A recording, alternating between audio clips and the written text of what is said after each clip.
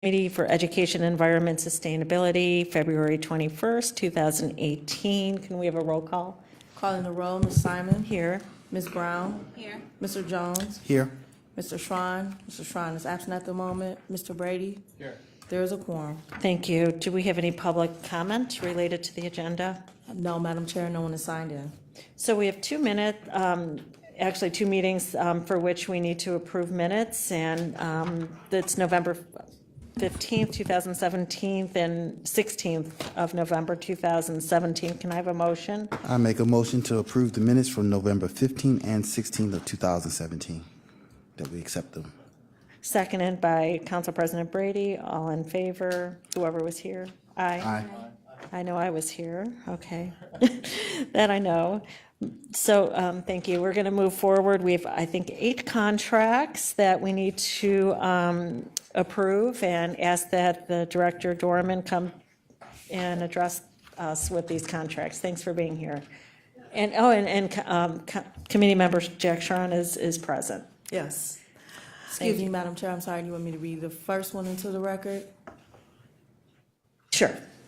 Resolution number 2018-0033, authorizing a contract with Child Care Resource Center of Cuyahoga County, doing business at Starting Point in the amount not to exceed $2,867,102 for management and administration of the Family Child Care Homes Program for investing children for the period 1/1/2018 through 12/31/2019.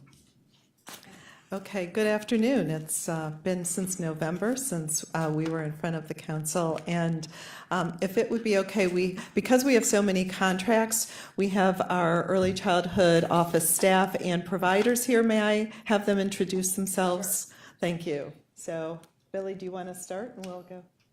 Joey Osborne, Director of Starting Point. Bob Stave, Associate Director of the Office of Early Childhood. Trina? Saxon, I'm the coordinator of SPARC, Ohio. Hi, I'm Debbie Horvath, registered nurse from the Cuyahoga County Board of Health, and I supervise the newborn home visiting program for children with medical handicaps. I can't hear. Do you mind, would it be too much? I can hear what you supervise? I'm sorry, the Mom's newborn for- home visiting program. Newborn visiting. And home visit. children with medical handicaps. Okay. So Board of Health, yeah. For the record, it might be better if they read. you Would want you them to mind come coming up? up to the microphone? And maybe we have to double back with Bob. Okay. Hi, Shauna Rorman, Evaluation Manager with Invest in Children. Just come on, friends. Oh, look, there's a mic to pass. Alyssa Swiatek, Invest in Children, Family Partnership Coordinator. Hi, I'm Karen Minster, Director of Bright Beginnings, formerly Help Me Grow. Hello, Kiana Titmore, UPK 2.0 Manager, Office of Early Childhood. Hi, Dan Moss, UPK 1.0 Program Manager at Invest in Children. Marcos Cortez, Program Manager, Invest in Children. Good afternoon, Megan Walsh, Deputy Director of Moms First. Right. He doesn't care. He's the money guy. Okay, thank you very much. So as you said, we have the 8 contracts, and while I know we're going to go through each one, I did just want to give you a very quick overview before we move on. So all of these programs have been flat funded since 2012, with the exception of SPARC. They first started receiving county dollars in 2016 and have been flat funded since that point. Evaluation, which has always been a cornerstone of our work, but has been performed as an independent evaluation conducted by Case Western Reserve, with the addition of Dr. Rorman, who just introduced herself as our evaluation manager. We now have moved a lot of the, especially the home-based evaluation work now in-house to our office. So we're delighted about that. And we've also now included outcomes in our contracts. We've always certainly had deliverables and outputs, and we've done evaluation and looked at outcomes. Now the outcomes actually have been placed into the contract. So just wanted to give you some big picture overview. And now just to talk about this first contract. So first, You may recall this is the contract which you restored to be flat funded, so restored the $500,000 that had been presented as a reduction, so thank you very much. This is a real success story, and I think as I talked about during the budget hearings, we have this looming deadline, July 1st of 2020, when we need all of our programs that accept children who are publicly funded in childcare slots to be in the Step Up to Quality system. So it's absolutely crucial that we move our providers, both family providers, which this contract is in the next one, center-based, to be rated in Step Up to Quality. Because of the additional investments that our community makes, we are far ahead of the other urban communities. So in Cuyahoga County, there are currently 553 Type B family child care providers. Through the leadership and technical assistance provided this contract through Starting Point, fully 1/3 or 181 of them are rated in Step Up to Quality. So we still have a ways to go, but we are 1/3 there. So I will give you the contrast. Hamilton County has 583 providers, so a few more. Only 9% of their providers are rated in Step Up to Quality. So they have 91% more to do. So I think that really demonstrates the impact of investing these dollars. It's a very wise investment. So we still have 372 homes that we need to move to get rated. We recognize that's really important. That represents 2,232 slots because each home may have up to 6 children. So that is what this contract is all about, and happy to entertain questions. Questions from the committee? Councilwoman Brown. Thank you. Thank you, Councilwoman Simon. I appreciate the work that the Step Up to Quality does. Just curious, how many employees are under this contract? So employees at Starting Point or in total working on this? Relative to this contract, is it administrative or the two? I'm gonna, so the work is done, led by Starting Point, and some of it is contracted out, so I'm looking to Billy to know exactly how many staff. Okay, and while she Yes, gets okay. while she gets that, this is we always try to anticipate what questions you're going to ask, and we never quite succeed in anticipating. well, what you your did. questions. I'll give you points for the 553. Okay. That was helpful, and then knowing the numbers that have been rated, the Okay. 188. So I was just curious the workload and how many sure. people are executing on these ratings, if you Okay. will. 12. 16 Can you come to the microphone? Hi. 16 full-time at Starting Point, and approximately 6 from Early Childhood Options. All right, thank you very much. And then this is going to carry over. It started already, so has there been a lapse in resources? Okay, all right, thank you. And you comply with the NACRA standards for caseloads. So there's a National Association of Child Care Resource and Referral that stipulates the caseload for this kind of work, which they always comply with, I know. And I guess the one last question I would have is, would it be safe to say this is more of a kind of an administrative role in checking for the funding would be primarily to employ the people that do the grading or the rating system? Is that safe to say? Or is some of the funding used for? We do not rate. Okay. We provide the improvement side of the quality rating and improvement system. The state comes in and rates the program. Okay. We provide the training, the technical assistance, helping them to complete the forms, compliant. organize their homes. So we're providing a direct service to the provider. Okay. To get them ready to get that rating. Okay, that's good. All right, thank you. Yes. You're welcome. And what we're presuming is sort of the lower hanging fruit have already come into the system now. So the next group are going to be, more resistant. They're not the early adopters, as we say with tech. So they've got their work cut out for them. A lot of it is hand holding too. I mean, this is a big deal for a person with their small business to go through this process. It's not easy. So they've done a great job with all of that. Councilman Schron. You finished? Okay. Thank you, Madam Chair. How long does the training process take to get somebody prepared to, I know you got highs and lows based on early adopters and, but if you were going to do a mean, what would be the mean average? It takes us about a year to get someone really ready to get rated.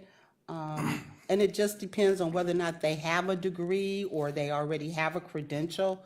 And the reason why we are the leader, one of the leader in the state, is because of the investment that council has made over the years.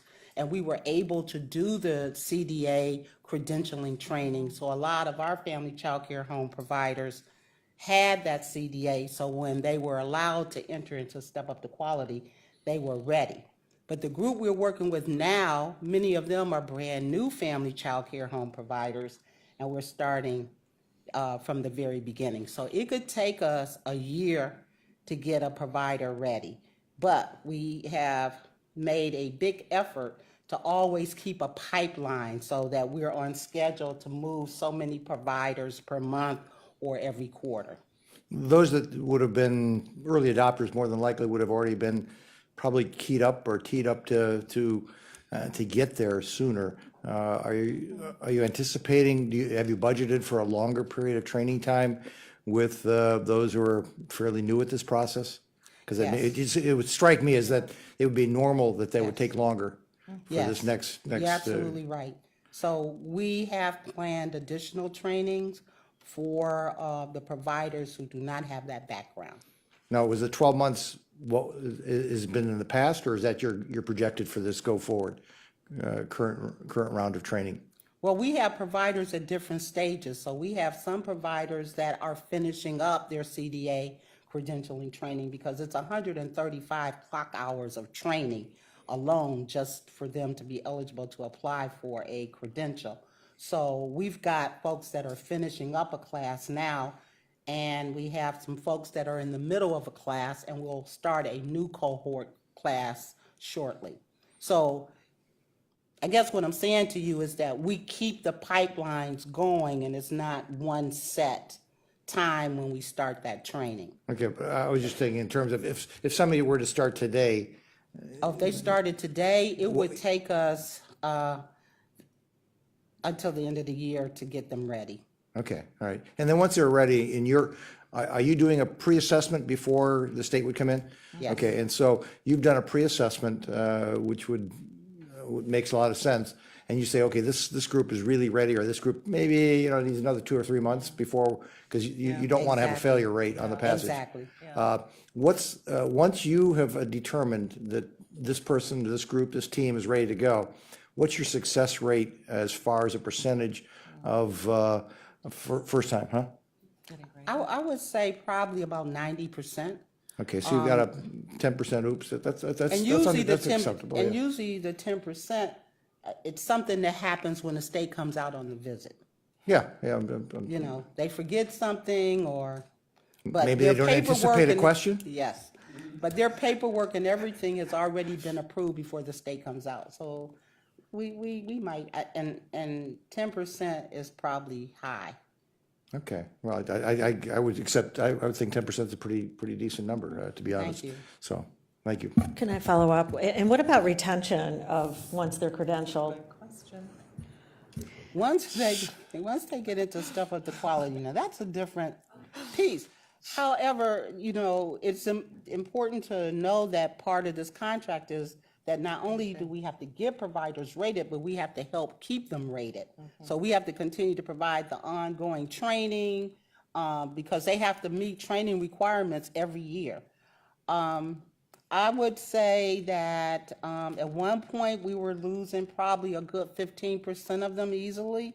Over the last 6 months, that has and knocking on wood here, that's slowed down. But a provider can lose their stars just like that. There could be an unannounced visit by the state, and if they're out of compliance in one of those areas, they can lose it. Or if something happens to a child in that home, the provider can, They're gone. so we're busy trying to work out as many training modules, supports that we can provide to help providers stay in compliance when they can. Because a serious risk violation means a child could be in danger. That could cause them to lose all their stars. When do you think you'd be at 100%? 100% of our providers rated? Well, the good part about that is that the state will define the 100%, and so on June 30th, 2020, if they're not rated, they're no longer able to contract with the state. However, we're graded along with our colleagues across the state on meeting certain percentages. So our goal is that the majority of the providers in our county who want to become rated, because many of them are planning to retire, some of them are not eligible because they don't have a GED or a high school diploma. So we're not counting those in our numbers. So my goal is that on really hopefully March 2020, we've submitted all of them that are still eligible. I mean, you all know me, I'm optimistic. So that's my goal. Okay, so, and you said 2020, is that December 2020 you have to be, or June? They have to be rated by June 30th. June 30th, okay, so. But we have to back it up because they have to submit like in March in order to be rated by June. Yeah, okay. Well, if you're, and it sounds like you're way ahead of the rest of the 87 counties. Is there a business model here? I hate to flip my business hat on, but is there something you can be providing as a service model to Lake County, Ashtabula County, to other counties on a fee basis? Well, Lake, Ashtabula, and Geauga are our counties as well. Oh, okay. Strike Point serves them. Okay. And so when you put them all together, we are the leader in the state for all 4 of our counties. So what I say when I'm in meetings just yesterday with the state, when they ask, how were you able to do this? It is all about the long-term investment that this community has made in developing a quality professional development system for family child care providers as well as center-based providers. It's the opportunities that they have had to go to college, because many of our family child care home providers have bachelor's, associates, and some of them have master's degrees. And that was funded through our TEACH program. And you all are aware of the TEACH program. But it's because of the long-term investments that we have made here in this community that we were ready when the state decided to implement the Step Up to Quality program. It just seems like your assessment techniques, when documented, and your training techniques do have a place that have value that we've created here in the county that third parties would be potentially interested in using and buying and borrowing or using. I mean, you can do it best practice and be a bunch of nice folks, or you could also make a business model out of it that says we recover some of our investments. So just well, we throwing it out do as a share, thought. just so that you know, we do Yeah. share. We are one of 8 child care resource and referral agencies in the state, and we all are working towards meeting that 2020 goal. So we're sharing with each other. So some of the things we do, we've borrowed from them. Okay. But there is a sharing. But thank you so much. Okay. Any other questions? So this is retroactive to 1/1/2018, so are you looking to have this We would. passed on Yes. second reading? We would, and honestly, that goes for all 8 of these contracts. Okay. Moved by Councilman Tron. Do I have a Second. second? Okay, Mr. Jones, Councilman Jones, all in favor? Aye. Thank Okay, so this will be at the next full council meeting. Okay, next resolution, Madam Clerk. Resolution number 2018-0034, authorizing a contract with Starting Point, the amount not to exceed $1,587,702 for the Teacher Education and Compensation Help in Early Care and Education Center Capacity Expansion Program and Child Care Resource Referral Program for the period 1/1/2018 through 12/31/2019. Okay, so this program, similar to the Family Child Care Program, includes the work with centers to get them rated. It includes other things too, but start with that. So the good news here is that of our 530 licensed centers in Cuyahoga County, 230 or 43% have been rated. And if you compare again to either Franklin County or Hamilton County, so Franklin County, only 24% of their centers have been rated, and Hamilton, 28%. So again, we're almost to the halfway point with centers. That's certainly a different dynamic, but I think, again, starting point is leading the way.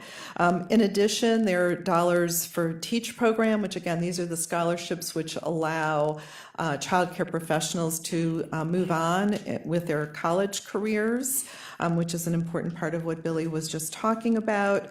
Also, when a childcare center or people want to start a center, they will come to Starting Point, and Starting Point, with our help, has data to know where is the need and helps with the startup of the center. So all of that is really rolled into this program. Leave anything out? Okay. Questions? Brown. Thank you, Chairwoman Simon. Do you know how many scholarships that we have awarded? Scholarships, 52 a year. 52 per year? And is there, do they have the school of their choice, or is there a school that we partner with for this particular, for the scholarships? They have a school of their choice, provided that school provides a degree in early education. And is it full or partial? The Scholarship, mhm. Partial. Okay. However, it's a full-fledged package. These professionals are still working in their child care programs. That's one of the requirements, and going to school. So we help pay for books, transportation, release time for them, substitute in those classrooms so that those classrooms stay in compliance. And since we've done the TEACH program, over 200 plus individuals have graduated. Awesome, thank you. I just want to say, this is really an aspect of workforce development and economic development investment. It truly is, and we need really skilled teachers, and there's a demand, and I think it's been really good use of our funds from, the county. Yeah. So. Well, and of course, getting your bachelor's degree helps your income go up. It's still really, really low if you're in a community-based setting, something that we continue to work on at a national level with advocacy, but it definitely helps you go up the income ladder. Yeah. Definitely. Okay. Councilwoman Brown. Councilwoman Simon, thank you so much. I know that when we were talking about the UPK program, there are some challenges with teachers' aides and their hourly wages. Are they recommended or do they have the option to partake in this? Okay, great. Oh, yes, absolutely. All right. Thank you. Yeah. So do I have a move? For a second reading adoption for the next council meeting. Thank you. Okay, moved and seconded, all in favor? That's it. Aye. Any opposed? Okay, so this will be on the next council Okay. meeting. Thank you. Okay, next resolution, please. Resolution number 2018-0035, authorizing an agreement with Cuyahoga County District Board of Health in the amount not to exceed $914,124 for the newborn home visiting program for the period 1/1/2018 to 12/31/2019. Thank you. So this is our partnership with the Cuyahoga County Board of Health, in which a registered nurse visits families in the perinatal period just after the birth of their child. The nurse performs a head-to-toe exam of the baby, also does a review of the health status of the mom, does an environmental safety scan of the home, looking for lead, looking for carbon monoxide detectors, and other safe sleep, et cetera, et cetera. we have what we learned in our last evaluation, which was done externally by CASE, is that we didn't feel we had the right data to really evaluate effectively as we would have liked. And also just the management that they were doing with their data system was very, very clunky and laborious. So we were able to create a whole new data system.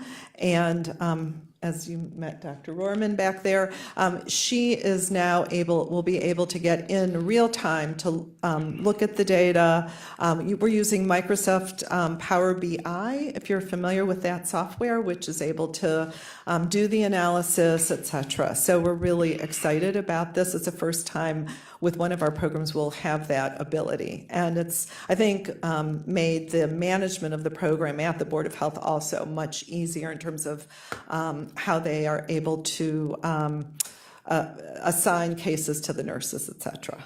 So that's this program. Happy to answer questions. Councilman Tron. Thank you, Madam Chair. Is this an insured benefit for some of the recipients too? If they are carrying insurance? So these are through Medicaid. At this point, no. It's an interesting question. It's something that we have had asked in the past and so far haven't been successful at having Medicaid cover. It just would seem to me that if it makes good sense for good medical, that it should be a covered benefit, and we should be able to recover some of our monies through the insurance side of the aisle. I think it's a legitimate question for us to ask again. Last time we asked it, I mean, it goes through the managed care organizations, and that's where it gets sort of interesting, whether they want to provide it themselves versus the service that we provide. But we're happy to go back. I think it's a good question for us to ask again. It's interesting that the managed care organizations now are interested in paying for certified healthcare workers, community healthcare workers, and there's some movement in the community about that. And with our Moms First program, which uses the health workers, we haven't quite seen the same thing with nurses, but we're certainly willing to look into it further. Well, it just seems it falls into the wellness side of the aisle, and wellness is one of the ones that's actually covered at 100% in under most plans. Why wouldn't this be applicable to that same thing? Yes. And we could apply for reimbursement. So good question. I can just, Debbie, do you have anything to add to my answer? No. Okay. Okay. Well, $900,000 if we could get even a portion, even a partial, that would be covered as a UCR, that would be great. Good. Thanks. Councilman Jones. How many homes do you anticipate visiting over the next 2 years, over the course of the contract? I think our target is 1,500. Yeah, our target is 1,500 moms for this year. Per year. Yeah, per year. Yes. After making recommendations, do you do follow-up to see if things have been followed through on? So there is a follow-up phone call. So at the visit, if the family doesn't have already an ongoing relationship with an ongoing program like Moms First, which has a community health worker, they will do a referral and might be to Bright Beginnings, et cetera. They may also make a referral for another kind of service. And then when there's a sense that there's a higher risk, the nurse does a follow-up phone call to see if that has occurred. And that was exactly, we didn't have really good data on that before this new data system. So that's exactly the question we were asking, have we really had an impact in terms of the referral? So that's what we're going to be looking at first. And again, Debbie, anything to add? Why don't you come up? Yeah. Good afternoon. Hello. Yes, every family will receive a follow-up phone call 2 weeks after the home visit. The nurses can do a referral the day they see that family if they're not involved with WIC yet, or they do need a referral to Bright Beginnings. If there's an issue with moms, they're concerned about her mental health status, if she scored high in the Edinburgh, and they're worried Which about is a postpartum depression depression. screening. It's a screening for postpartum depression. If the mother scores high and she's willing to have a referral, they can submit a referral for the mom that day. At the follow-up phone call, they'll review anything that kind of came up as a red flag during the visit. They didn't have a smoke detector. They were using a bassinet, but we brought a pack and play out to the family, showed them how to set it up, showed them how to use it. Are you still using that? Are you using your car seat correctly? Did you get a call back from Bright Beginnings? Did you get a call back from Ohio Guidestone? Whoever we referred them to, we try to close the loop on that referral to make sure that it's gone forward. And if not, then we can touch base again with the provider that we referred to make sure they can try to get back in touch with that family. In light of our efforts to fight infant mortality, how does this play a role? Do you see, describe what role this plays in the fight against infant mortality? I think it's critical, very crucial, because they're in the front lines. Our goal is to see these babies within 2 weeks of coming home from the hospital. So many nurses, when they go in, we try to visualize a sleep space. We talk about safe sleep. We talk about tummy time and building those core muscles. And let me see, where do you put the baby to sleep? Oh, in the bassinet. Let me see it. 9 times out of 10, we are removing blankets, bumper pads, stuffed animals, packs of diapers, formula. I myself was doing visits, and I walked into a home in July upstairs. It was very hot. The baby was laying in a bassinet, and I could not even see the baby. There were so many blankets. So I started literally rifling blankets off. This baby was laying on 5 very fluffy, fuzzy blankets, wrapped in 3 and covered in 1. And like, when I say melting, this poor baby was literally melting and was not moving much when I got there. So thankfully, as I undressed him and started stimulating him, he was okay. But it's things like that we get into the home to try to really educate them and try to stop tragedies from happening. So, Okay, thank you. And that is an outcome in this contract related to unsafe sleep, that we will not have any unsafe sleep deaths within 3 months of the visit by the nurse. Because we felt it was critical to make sure we were looking at the impact there. Now, I'm sorry, last question. Are you aware of the passings when you make the visit, but are you also aware in real time when lives are lost, when children's lives are lost? sometimes one of our nurses does the child fatality review. So she reviews all mortality deaths of children in Cuyahoga County from birth to 18. So when she gets a hold of cases, sometimes she'll see, oh, they did have a visit, and then just kind of informing us that, this baby did pass away and what the situation was, what circumstances led up to that. So we do usually get to, I think one of the challenges is you educate the mom or whoever's in the home, and then the baby is left with someone else. And you haven't had an opportunity to talk directly to that person, hoping that the mother or other caregivers have told them this is what safe sleep looks like. But unfortunately, I think has happened sometimes with the deaths. Do you have a percentage of how many of your home visits have a fatality has been a result? We haven't looked at that recently. We can get back to you with that number. There were some in the past, and I know, and that's something that really concerned us, and we've talked about it. So we're happy to get back to you. Now, our office is in charge of, with the Board of Health, the contract on the child fatality review, so it's very much uppermost in our mind. And I guess the heart of my question is, are the fatalities taking place outside of the visits that you're making, or are you actually getting a chance to see the situation and be able to characterize what's happening in the home at that moment when? So we'll do that. That's a comparison that we've done in the past, where I think the nurse home visited families overall was a lower rate, but there had been some fatalities, and we need to look at that again, because it will be a comparison to see if we're having an impact. I mean, we want it to be 0. That's why we put it in the contract as an outcome, a clear goal.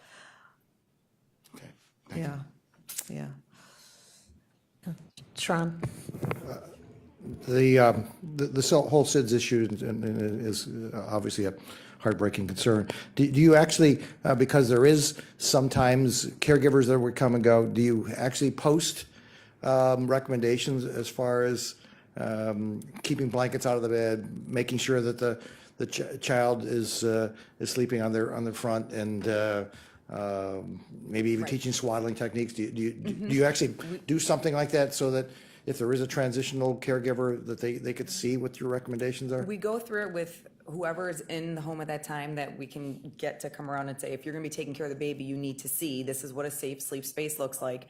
And every family gets a diaper bag with a folder with a lot of information. And we go through each piece in that folder, and there's visuals of this is what a safe sleep space looks like, you know, and educating them on the bumper pads, the pillows, just everything else. So we try to touch as many people in the home that are there, and we tell them, you know, if you're gonna leave your baby with someone else, you need to remind them they need to be on their back in a bare naked crib, nothing else with them. So we try to really keep enforcing that with the moms and dads and whoever when we educate them. It just seems like a printed material close to the crib or the sleeping space would be an important thing, but. It's a good, I mean, That's something an we idea. can suggest is to actually post it, yeah. Just like any other warning, Yeah. so important. Yeah, Right. no.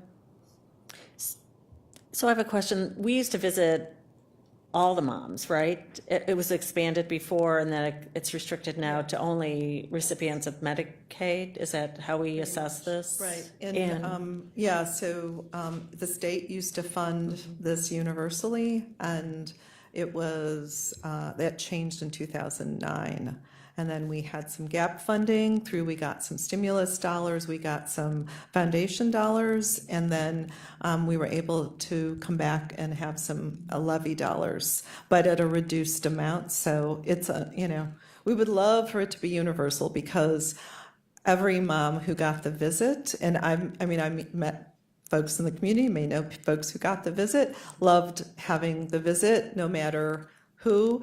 There was an article in the paper about 5 or 6 years ago, Jackie Nance, Fred Nance's wife, got the visit and talked about how helpful it was for them. And she now her daughter's like 12 at the time. I think there's a picture of them together, but just raved about how helpful it was. So to make the point that everyone benefits. And why aren't you getting funding from the First Year Cleveland fundraising effort, right? How is that interplaying? It was sort of the first question out of Councilman Jones, but why isn't there funding to expand this through your existing program? Well, the dollars that go from the county to First Year Cleveland are not going out for services, is my understanding. The dollars that we've gotten from the state that have come through us have gone to some of the other ongoing home visiting and prenatal programs. So Moms First, we are a conduit, and actually we'll be back once we get those dollars to amend the contract for Moms First. And the dollars have been going to birthing beautiful communities, centering parenting, centering pregnancy, but not for this program. It's just a different question for another Yeah. day, but it would Yeah. make sense to me to, fund an existing successful program. In my mind, if you're raising dollars and getting private investment to build on something that already exists, and it is the first fundamental step, I think, right? Yes? Okay, so it's, okay. We think it's a great program, and there have been some, they could tell you she could tell you other stories about moms who, blood pressures were through the ceiling, they had to, call 911. This mom called back and said, "Thank you, I didn't realize." She would have probably stroked, and, you hear all these stories, and that has happened a lot. I know that one story. We do. That is a big thing we catch with the moms, because it's a focused assessment on the mother. So we do her vitals. We won't really look at an incision unless she's worried there's an infection. We talk about nutrition and breastfeeding, but we've had many moms, we take her blood pressure, that's the most common thing we see with the mothers is their blood pressure is so high. And, then the education starts on, are you drinking? Are you eating? How are you feeling? And visits have had to stop immediately when we're saying, do you realize, when we have to get very real with the moms, I say that you could die, who's going to take care of your baby? And that is kind of oh, And then many moms have actually been admitted to the hospital because their blood pressure was so high and it was caught at our home visit. And then they're placed on maintenance medications and they've called back to say, thank you so much because I wouldn't have gone. So, yeah. All right, thanks. I think that's a different dialogue, but Yeah. I hate to see when there's existing programs that when we create new ones, they reinvent the wheel when the fundamentals are right in front of us, which is similar to UPK 1 and 2. Okay, so I will move. I'll second. Okay, to this contract to go to the next full council meeting with a. Right. Okay. All in favor? Aye. Are we gonna vote or no? Yeah, okay, so this will go to the motion second to go to the full council for second reading passage. All in favor? Aye. Any opposed? Okay. Sorry for my editorial. 2018-0036 Moms First contract. Resolution number 2018-0036, authorizing an agreement with City of Cleveland Department of Public Health in the amount not to exceed $733,890 for the Moms First program for the period 1/1/2018 through 12/31/2019. So this is the Moms First program that the Cleveland Department of Health has had for 25 years, this federal grant.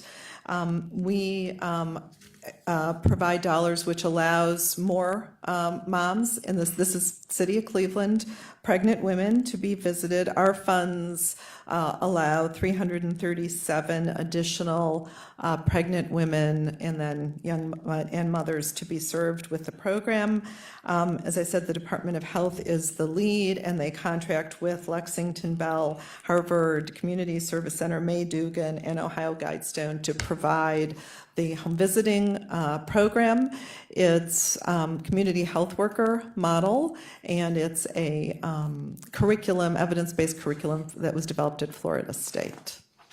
And happy to have questions, and I will invite up our service provider if needed, Megan, back there. Any questions from the committee? Nope. Nope. Anything? So is this relatively new that we're funding the Cleveland program? Or No, have we been doing we this? started funding it probably in '06, I'm guessing. They focus on Pardon? Mid-2000s. Mid-2000s, the county decided, as I said, the program existed before Invest in Children was created, which is a long time ago, so before 1999. And I think the interest was to bring Moms First to be part of our early childhood system and allow additional moms to be visited. So we have been funding it for quite a while. The dollars actually were reduced at one point when there were a lot of budget reductions in 2010 budget. It was the funding to this program from the county was cut in half. And is maintained at that level? Yes, and we've maintained. Now, the new twist is this funding through the managed care organizations, through the state, through Medicaid and Moms First, and First Year Cleveland. So we will be coming back once all that paperwork gets through the state, and they're putting another $779,000 for 18 months into the program. So they'll be able to expand further. Great, okay. Without any, Councilman Jones. I'm trying to reconcile the two contracts. This one also is to reduce infant mortality. Is there a pipeline? Are you dealing with the mothers during pregnancy and the other is after pregnancy, after birth? Yes, so our program with Moms First is a home visiting education and support program that starts during pregnancy. They have to be pregnant to enroll, and then we stay involved until baby turns 2. So the families are receiving 2 home visits every month from pregnancy until age 1, and then as long as everything is going okay at age 1, they go down to 1 home visit a month until baby turns 2 and ages out. So it's a more continuous, as opposed to the newborn home visiting, which is just 1 visit from a nurse. We use community health workers that are not nurses, but they provide that ongoing from pregnancy until age 2. So when you're both in the home, what are you doing at that time that's different from the nurse from the previous contract? A lot of it is similar in terms of the education that's provided. The folder that she mentioned with all the education and that information, that would be similar. We also do the depression screening and that kind of thing. The difference is that they're able to do the vital signs, the nursing functions. Our workers are not trained to be able to do that. Well, can you speak to the chairwoman's comment about duplication of service? Is there some redundancy here, or? Well, but this program is really focused on helping the mom have a healthy pregnancy and reducing the better birth outcome. So reducing prematurity, low birth weight, other complications, and then they will stay with the mom. The nurse home visit is just after the fact. The baby's there. She's not with them all during pregnancy. It's a one-time visit just at that very important period, the perinatal period, and they're gone again. And then Moms First would be with them the whole time. Continues. Yeah. So I didn't mention before, we've just convened, again, the Home Visiting Collaborative. So there are numerous home visiting programs. You're hearing about the ones we fund. There are others that we don't fund as well going on in the county. We're really trying hard, and as I said, we just held the meeting this week. How do we collaborate to reduce redundancies? We don't want, as more money has come into the system, which is great, we don't want redundancies. That's the last thing we want. We're not serving all the moms in need still, so we want to make sure we're maximizing resources. So it's a very fair question, and it's something that we want to make sure we don't have those redundancies. So, motion? I move to adopt this on second reading. Second. Suspension at the next meeting. All in favor? Aye. Aye. Any opposed? Okay, thank you very much. 2018-0037. Resolution number 2018-0037, authorizing a contract with Family Connections of Northeast Ohio in the amount not to exceed $500,172 for the supporting partnerships to assure Ready Kids program for the period 1/1/2018 through 12/31/2019. Okay, so this is a different kind of home visiting program. SPARC is provided to preschool age children and moms with a real focus on school readiness and supporting the parent or parents in becoming the teachers of their child. So the parent partner will come in, will work with the parent, the child is there too, preschool age child, but really focus on having the parent learn new skills to work with the child. Then there's homework between visits. And there are meetings at the school. So this is all focused around specific elementary schools that we anticipate that the child will be attending. And there are meeting programs at the school so that the family feels comfortable with the elementary school the child will be going to, building the homeschool connection.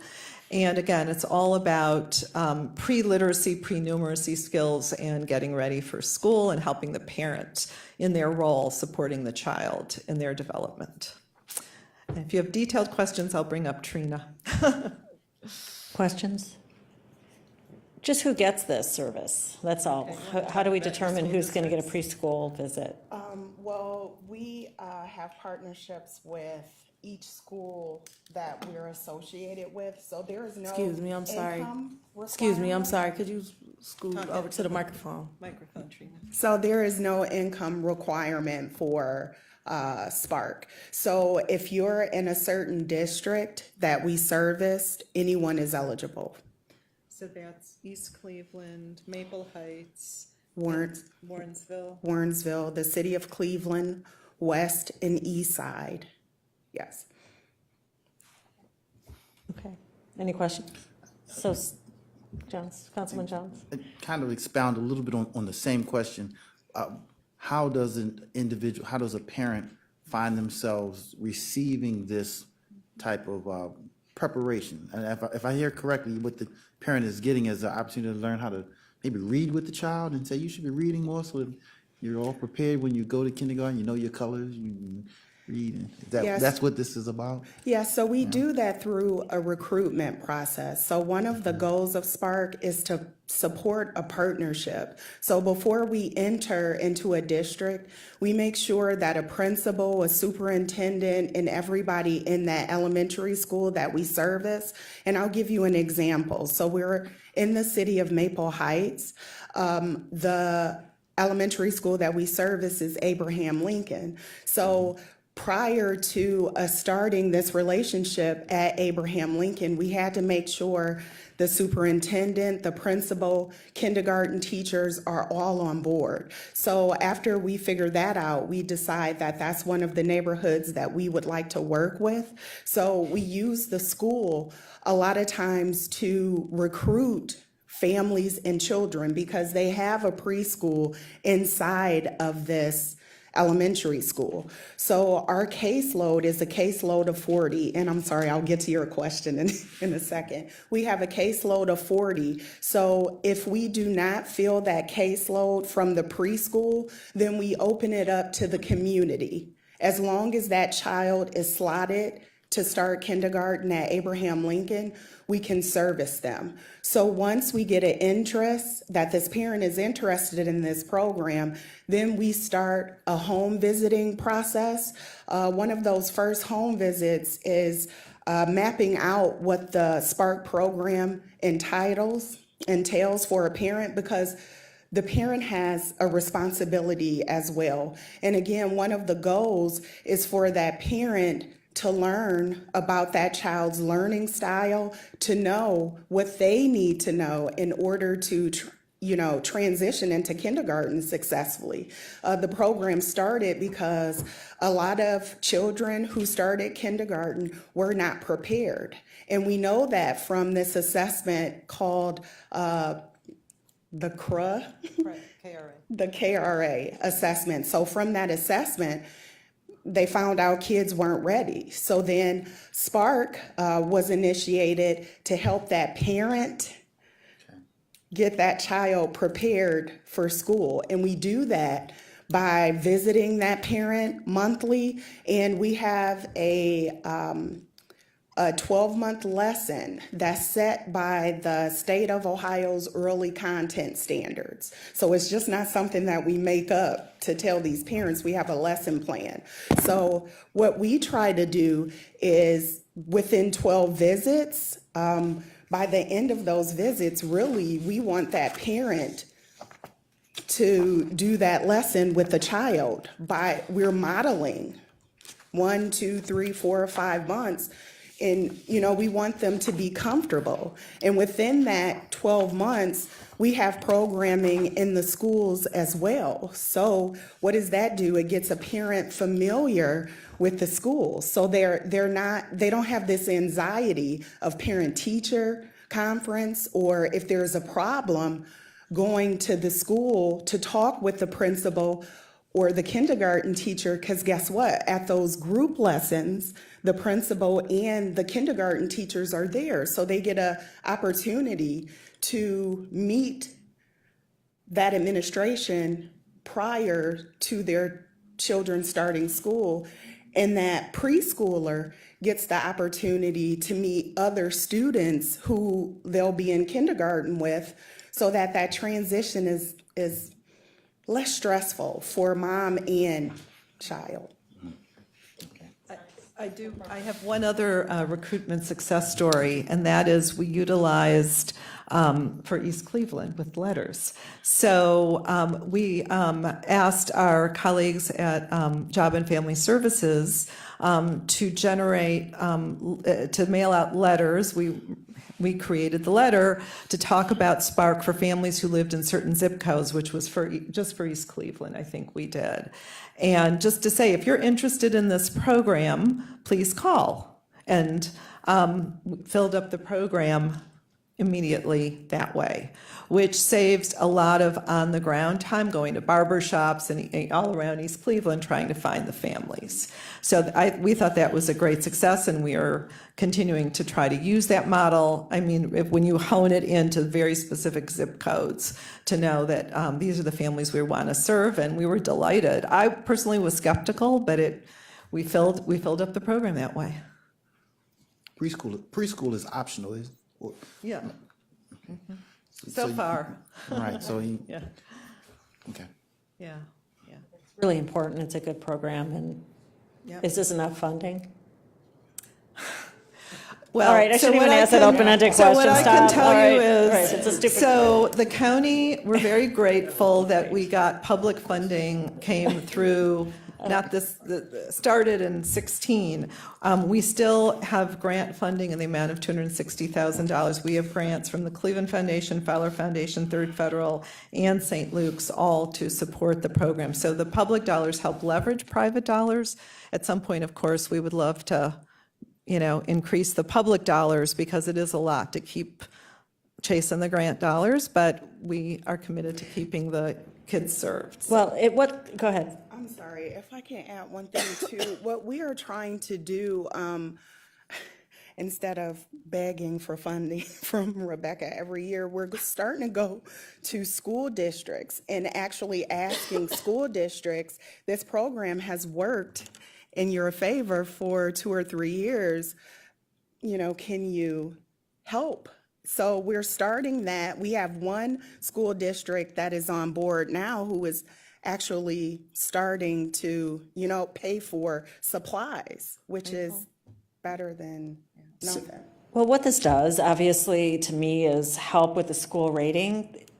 If you address this now, the kids, it's going to impact the long-term standardized ratings for school districts, which helps the districts and the communities and really restores a different level of stability in this district, I think.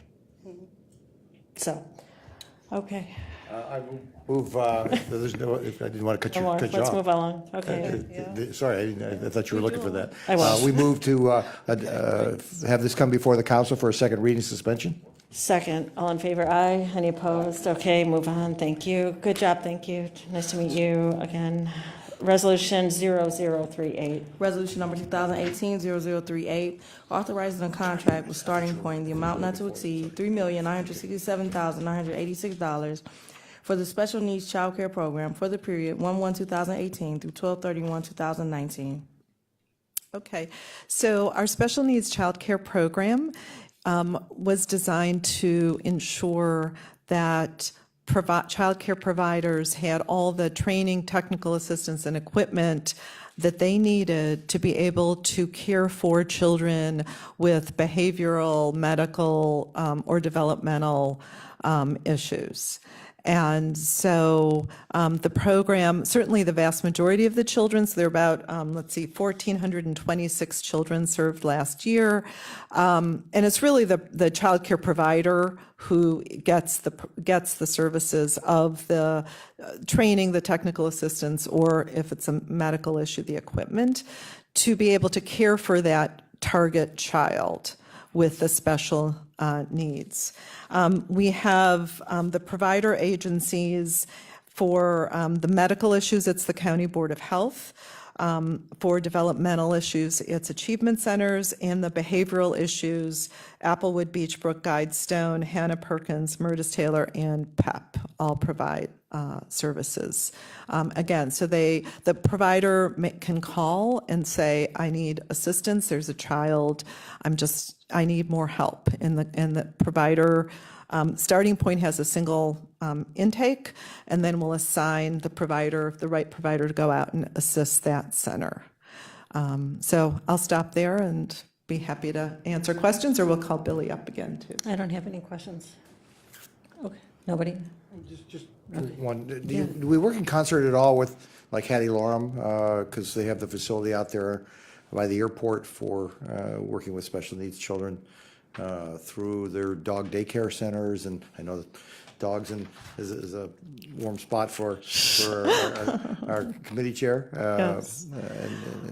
We haven't worked with Hattie. They have never been one of our providers, and I've met with them once a while ago, but my impression was they were mostly for residential services for kids. I'm not aware of them doing this kind of work. Okay, I just Yeah, no, I've met with them once, but we didn't find a fit at that time. It's just a great facility out there by Yeah. the airport where the children are taking care of the animals and stuff like that. Oh, no, I wasn't aware of that. Okay.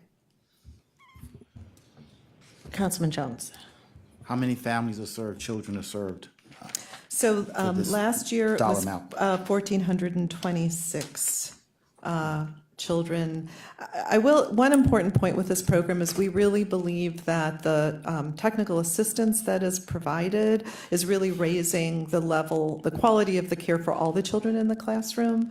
So, when you have to deal with a child who's got, especially the behavioral issues, you have to, use different techniques, et cetera, and but those techniques really create a better classroom atmosphere for all kids. You make a classroom, it might be a rearrangement of the physical surrounding, it just might be scheduling, there are all different ways you adjust, and it really is helpful often to many more. Those are the target children, so there has to be sort of a target child, but it's really the provider who's benefiting from the services, and we think raising the quality of care for all kids.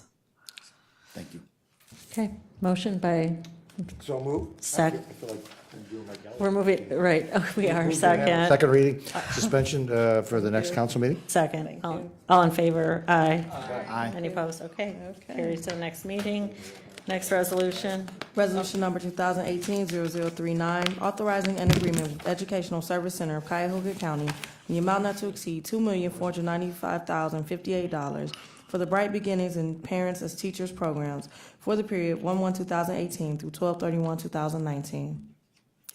Okay, so we are back with a different home visiting program, and to anticipate what the question might be, how is this not redundant with the other programs? So Bright Beginnings, this program was really created in response to the narrowing of eligibility from state-funded programs. And so the state program, similar to Moms First, the focus has been on pregnant moms, and with the state program, the restriction was really for most of their clients up to the baby being, for first-time moms and up to 6 months of age. So it's we understand that they wanted to have clear eligibility, but we know that there are second-time moms. There are, moms whose babies start to have issues at 7 months, at 8 months, at 2 years. And so Bright Beginnings was the program that we created in response in terms of the eligibility. We use an evidence-based curriculum, parents as teachers, to sort of pick up the rest. I mean, when there's a need, a family in need. So the home visiting for most of these families is starting, 75% of these families, the child would be over 1 year old when the program starts. So it's, the other programs are very focused on infant mortality. Bright Beginnings is really again, focused more on keeping the child developmentally on track, supporting the family and school readiness. And it can stay with the child up until the child gets to kindergarten. Thank you. Any questions? Move to have this approved for a second reading suspension for the next council meeting? Thank you. Thanks. All in favor? Aye. Any opposed? Okay, next meeting. And lastly, 0040. Resolution number 2018-0040, authorizing an agreement with Alcohol, Drug Addiction, and Mental Health Services Board of Cuyahoga County in the amount not to exceed $1,339,104 for the Early Childhood Mental Health Program for the period 1/1/2018 through 12/31/2019. So this, excuse me, this is a home-based program, but it is not, it's considered a treatment program. So we have a continuum of services in Invest in Children, and there's the prevention end, and this is on the treatment end. So we consider the home visiting services, hopefully prevention, although working with high-risk families. This is when there's a clear diagnosis of the child or the relationship is dysfunctional. And so now these are clinicians who go in, they're therapists, master's degree usually, who go in and actually are doing treatment in the home, or in certain cases, it can be a short-term parental guidance in the home, help with a critical sort of acute issue, and they realize they don't need the long-term treatment. So obviously, the lead agency is the Adams Board because this is a mental health program. I have a question just came to mind, kind of unrelated, but thinking about other contracts that are before us. Does Birthing Beautiful Communities get funding from us for their work? They're funded through First Year Cleveland, but that funding has gone directly to them and not come through us. Okay, thank you. Sure. I move that we have this adopted at the next council meeting with a second reading suspension. Aye. Thank you. Okay, thank you. Thanks so Thank you much. This was much. good. So you get Interesting. the feel for the system. I appreciate lot going everybody on. coming in and introducing Yeah. yourselves to us. We really appreciate your work. Thank you. Thanks. All right. Thank you all. I have no miscellaneous business, except we're going to get busy again in this committee with some heavy lifting with consumer affairs legislation. Any public comment? No, Madam Chair, no one has signed in. And, okay, so we're done. Thank you. Adjourned.